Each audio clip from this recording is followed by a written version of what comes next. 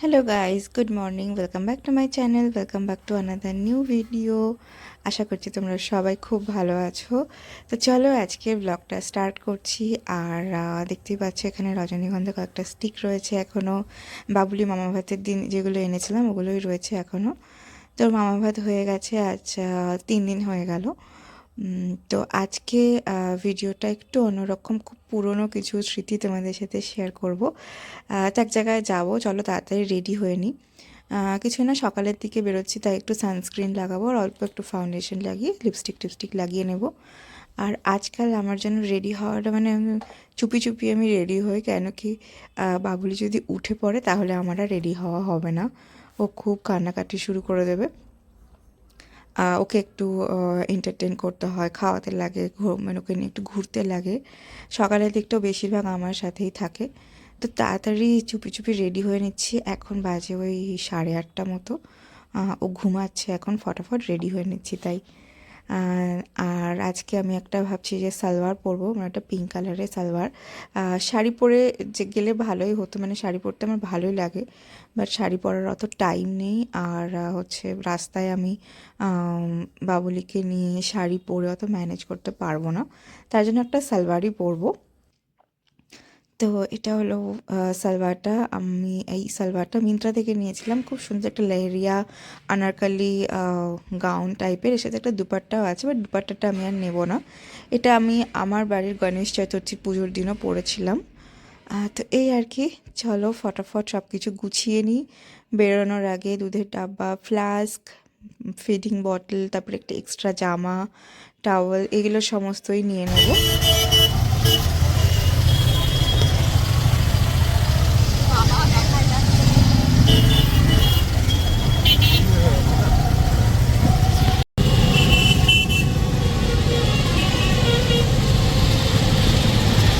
অনেকদিন পরে এরকম টোটো করে যাচ্ছি, মানে দূরে একটু।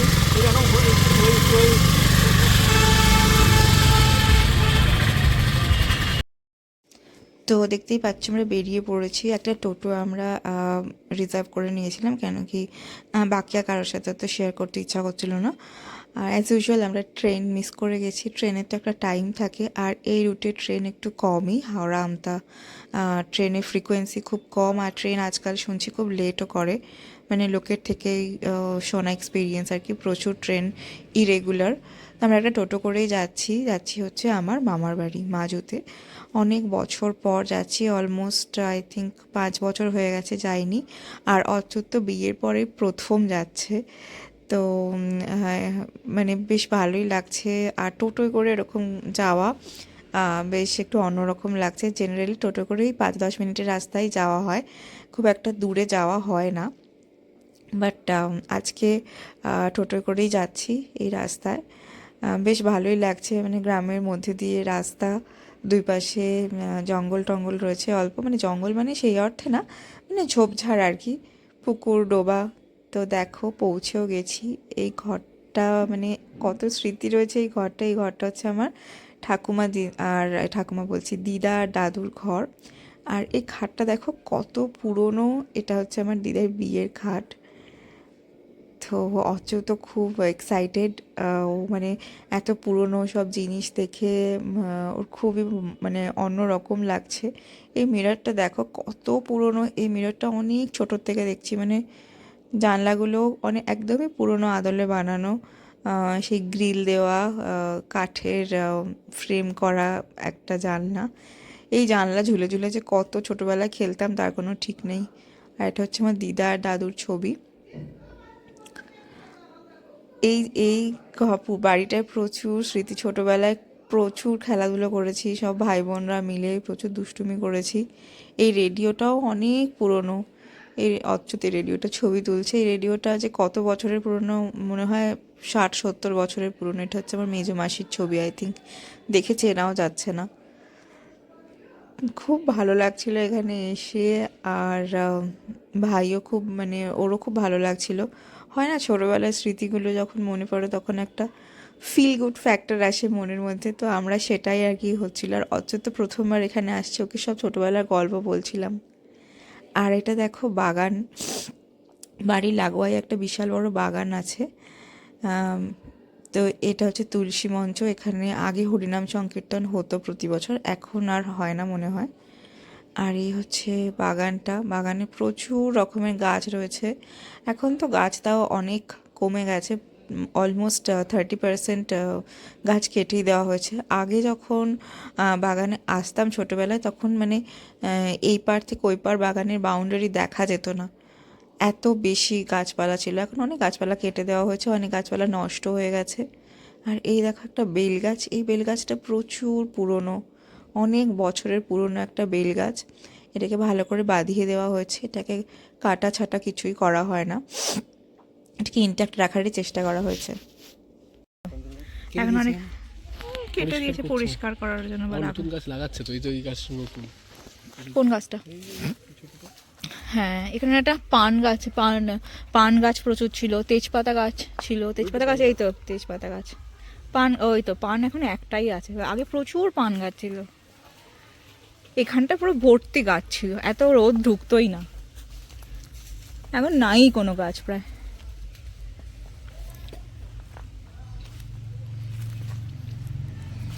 এখন মানে 30% গাছ আছে। হুম, আগে আসলে গাছ তো প্রচুর মেনটেন করতে লাগে, সার দিতে লাগে, করতে লাগে। এখন তো কোনো গাছই নেই, আগে কত ভর্তি ছিল না, রোদ অবধি আসতো না এত গাছ। এটা কি গাছ কে জানে? সব সবুজ ছিল। হ্যাঁ, এটা কি গাছ কে জানে, এটা বুঝতে পারছি না দেখে ঠিক। এটা ছিল না আগে। এখানে একটা সাদা জামের গাছ ছিল, জাম গাছ, সেই জাম গাছে কাঠপিঁপড়ে আমার খালি কামড়ে দিত। হ্যাঁ, এত বড় জায়গা। আনারস গাছটা অনেক পুরনো, এটা প্রচুর পুরনো, দেখ কত। হ্যাঁ, গাছটা অনেক হেলে গেছে। বেল গাছ এত বড়, এতটা হেলা ছিল না, জানো তো? হ্যাঁ সোজা ছিল গাছটা, হেলে যাচ্ছে, অটোমেটিকলি হেলে যাচ্ছে। ভারী। ওই উপরের দিকেই ভালো, ডালপালাগুলো যদি থাকে না। ভয়ে গাছে হাত দিয়ে দিতে পারে, যে হাত লাগিয়ে যে একটুখানি ছিটে ছিটে দেবে, ভয়ে হাত এফেক্ট করে, দুবার এফেক্ট করেওছে। এরকম শরীর খারাপ হয় না। শরীর খারাপ না, একবার হয়েছিল তোমার একটুখানি পুজো পুজো কিছু একটা ভুলভ্রান্তি হয়েছে, তো তারপরে বাবার গা মানে এই জায়গাটা করে বেল পড়ে। আর এখানটায় দেখো তো, এই তুলসী মঞ্চ পাশ দিয়ে কত তুলসী গাছ নিজে নিজেই হয়েছে, মানে আপনি আপই হয়েছে, কত বড় বড় গাছগুলো। তুলসী গাছ নিজের থেকে হলে বলে কি খুব ভালো সেই বাড়ির জন্য, তুলসী গাছ কখনো উপড়ে ফেলে দিতে হয় না। তো মাঝে আমরা লাঞ্চ করে নিয়েছিলাম, সেটার আর ভিডিও করা হয়নি। মামি খুব ভালো রান্না করেছিল, ভেজ পোলাও, আলুর দম আর পনির।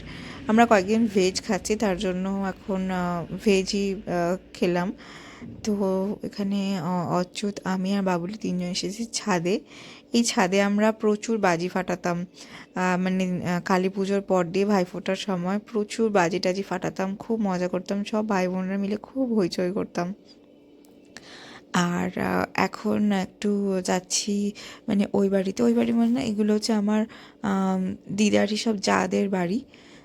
সেখানে এটা হচ্ছে পুরনো মানে পুজোর জায়গা আর কি, মানে পুরো ফ্যামিলির পুজোর জায়গা। বাড়িতে এখন সবারই নিজের নিজের পুজোর ঘর আছে।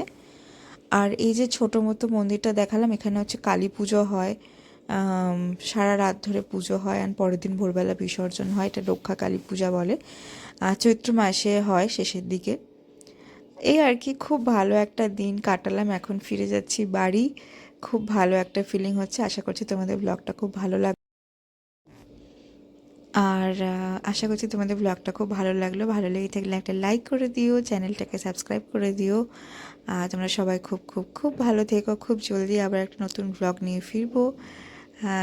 By bye, and love you all, by.